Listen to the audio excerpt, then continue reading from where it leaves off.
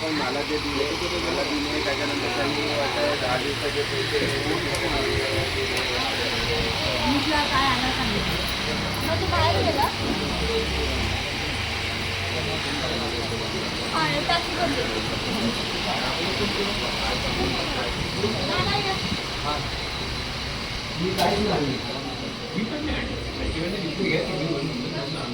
मला नेता पण नाही ना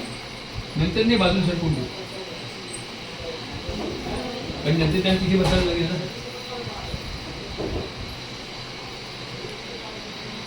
धन्यवाद संपू आपण